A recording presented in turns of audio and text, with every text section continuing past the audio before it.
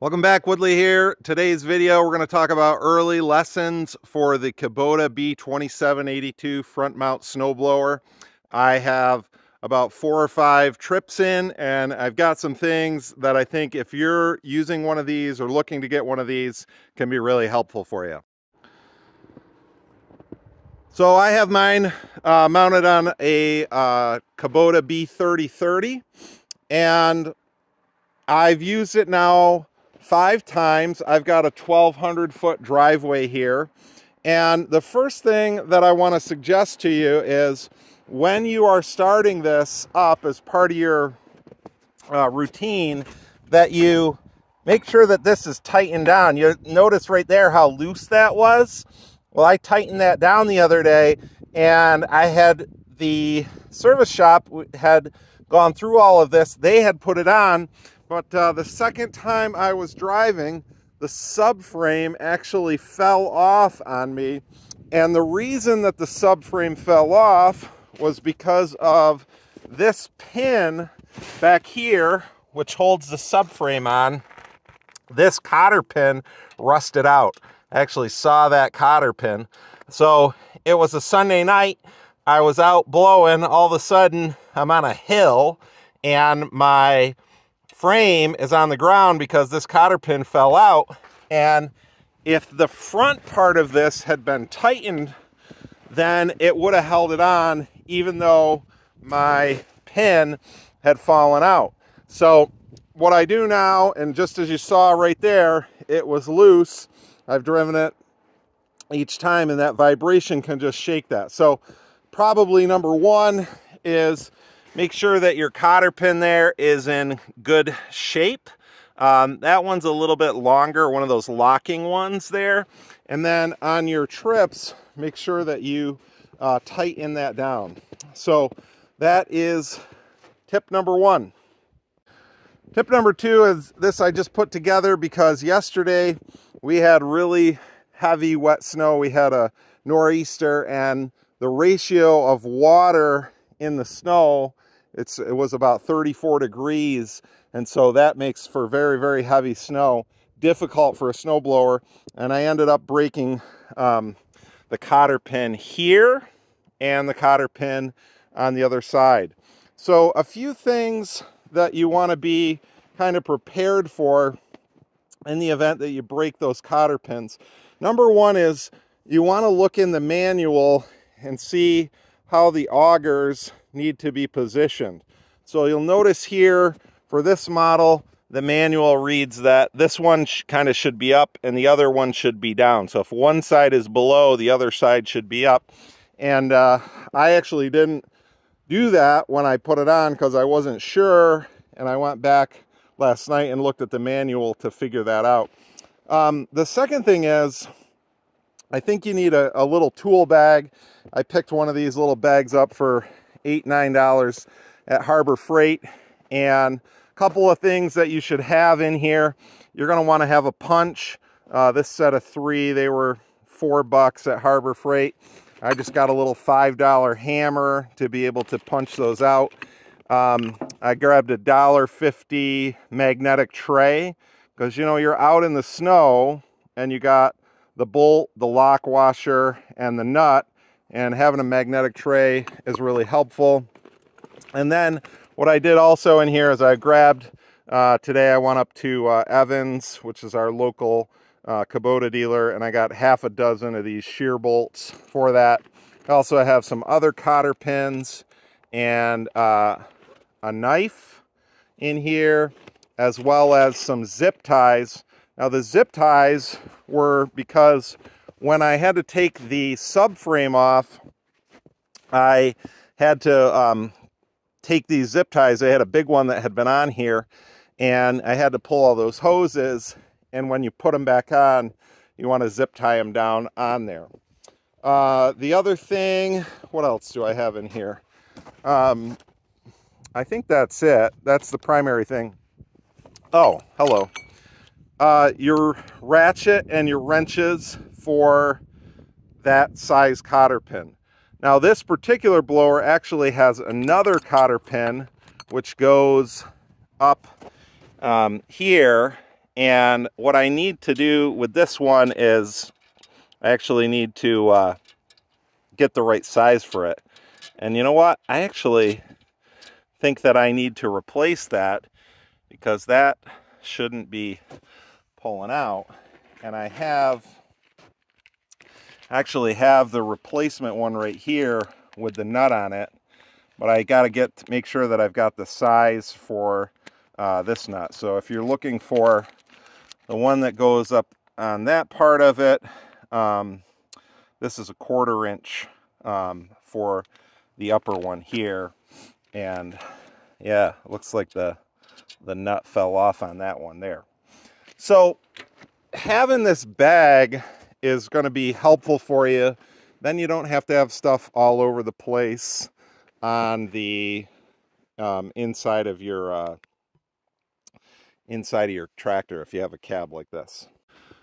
A few other things that you might want to consider. I went and replaced the top lights with LED lights. I can put a link for those in the description. They were about $21 or $22. Now what happened when I was putting these in is that the mounting plate, oh, let me get up here. The mounting plate for this is the bracket that came with the LED light, and it wouldn't have fit on where this mounting plate was. So what I ended up doing is I took the bracket for the original factory mounted light, and I bent that bracket down to give me some more distance, and then I drilled a hole through that in order to be able to fit this on. But these are super helpful in the at nighttime, which for me, I'm here early in the morning or sometimes late at night. You know, it's dark a lot, so I'm very, very thankful to have those on there.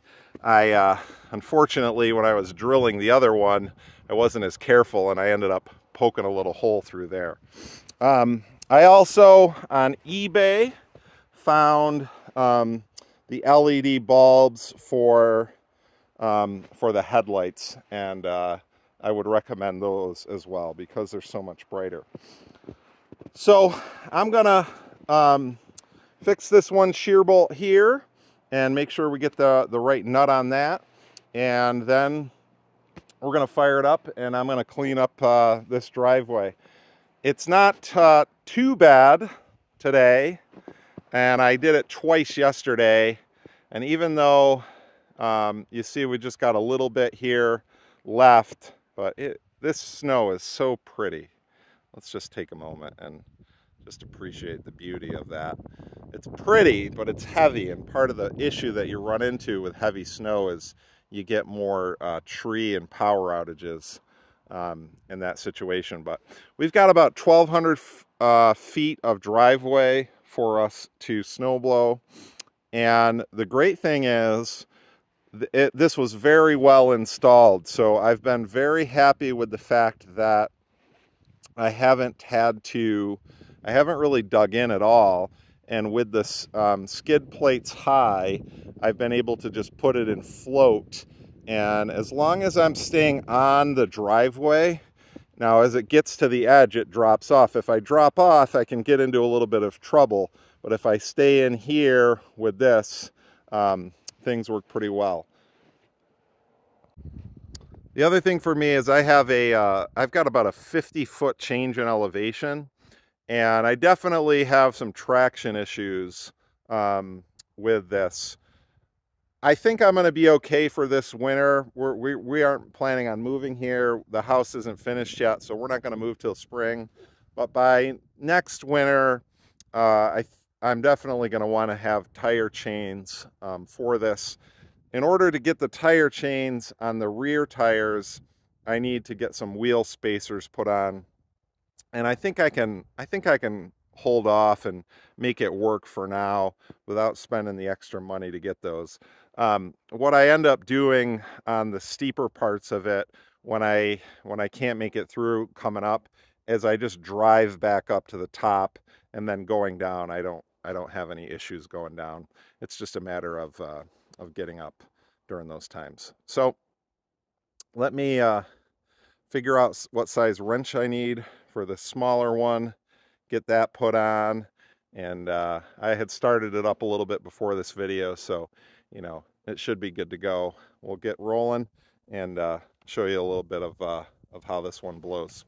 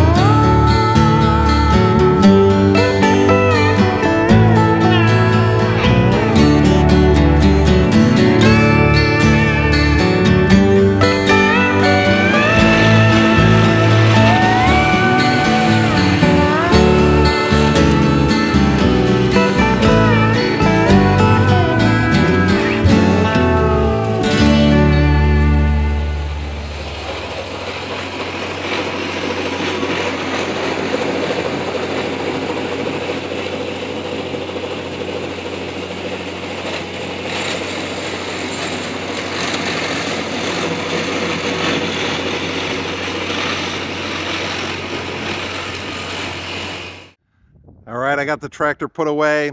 Two final tips. We've got lake effect snow coming in this weekend. Number one is when you're changing that shear pin, put your punch in the hole and you're gonna slide that bar around, and you'll find where it will hit a little snag, and that's that bolt that usually is stuck in there. That took me a long time to get. There's quite a bit of grease that is in that spot, so it can be difficult to see. It was dark when I was working on it. So that's one thing. The second thing is I need to come up with a system for the hydraulic hoses. I think I'm going to get some colored tape and put it on there so I know which one matches up with which. When I had to take the subframe and the blower off, that took me a few minutes to figure out. It wasn't too complex because I could put it on and try it out when I put the subframe on first. There's two for the subframe and two for the blower, but having some of those colored tape would help just make that process a little bit quicker for the future. So let me know if you have any other snowblower tips. I'm sure there's plenty of you who have a lot more experience than I do, but those are a couple things that I learned, and I'm heading inside to do some work here, and thanks for watching. We'll catch you on the next one.